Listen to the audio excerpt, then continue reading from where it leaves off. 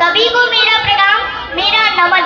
नमन देश की शान को, नमन देश की आन मान को, नमन उपस्थित सभी गणमान्यों को, नमन देश के लोकतंत्र रूपी प्राण को, और सबसे ऊपर नमन देश की आत्मा, देश के संविधान को।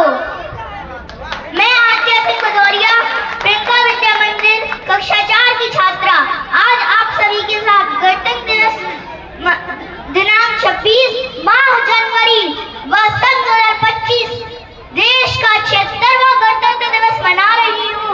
यह मेरा सौभाग्य है।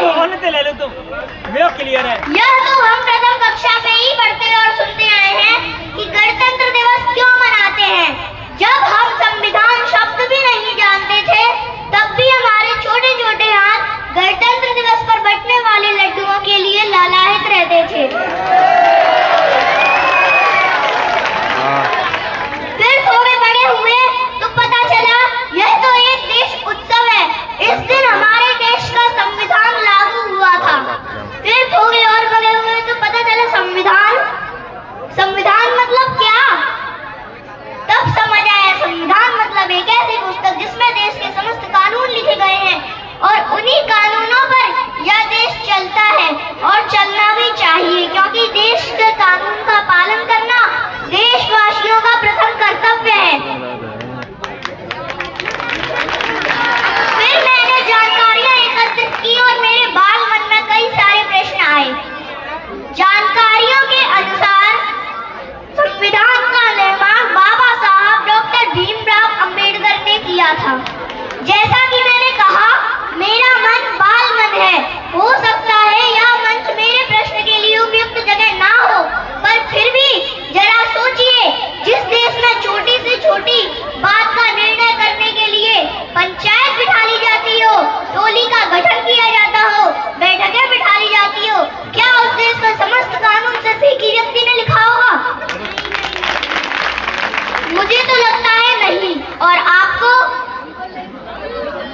अपना उत्तर जरा जोर से बोलिए। हो सकता है मेरी जानकारी अधूरी हो, थोड़ी हो, किंतु लिखा तो यही गया है।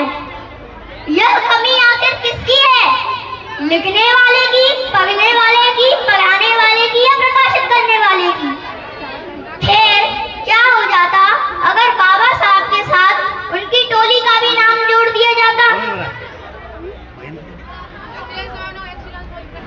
तो जरा सोचिए, उस समय भी तो एक पंचायत बैठी होगी और उस पंचायत का निर्णय सभी जात, पंथ, मजहब और धर्म और दलों की सहमति से हुआ होगा और सबके सम्मान को ध्यान में रखकर किया गया होगा।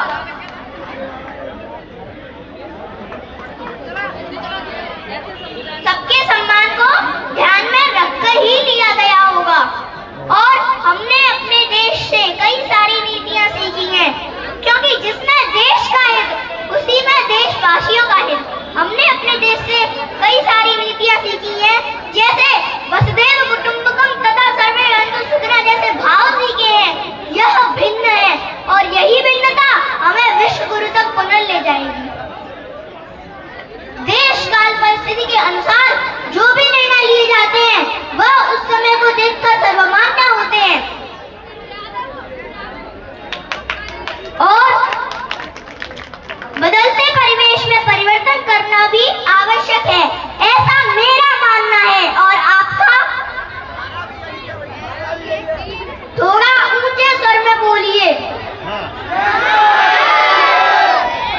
क्योंकि जो व्यक्ति मंच पर पहुंच जाता है उसके लिए भीड़ का स्वर फीका और धीमा हो जाता है।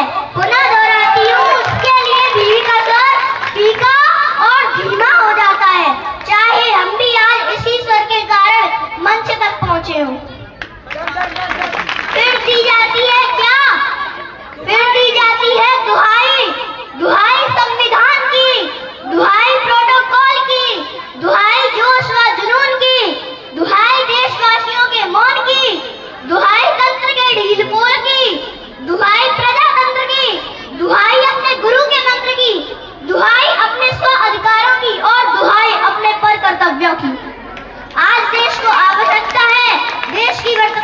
परिस्थिति को समझने की और कई कानूनों को बदलने की।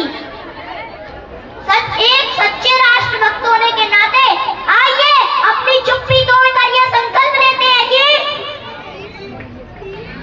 देश के समर्थन में जो भी निर्णय लिए जाएंगे, देश के हित में जो भी निर्णय लिए जाएंगे, हम उसका समर्थन करेंगे और देश के विकास में अपना पूर्ण योगदान देंगे।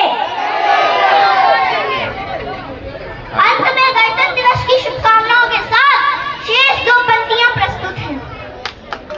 गणतंत्र दिवस के पुण्य पर्व की कैसी सुघड़ी आई है, इसे मनाने आज देश की उमड़ पड़ी तरुआई है, इसे मनाने आज देश की उमड़ पड़ी तरुआई है। गणतंत्र दिवस अमर रहे, 26 जनवरी अमर रहे, गणतंत्र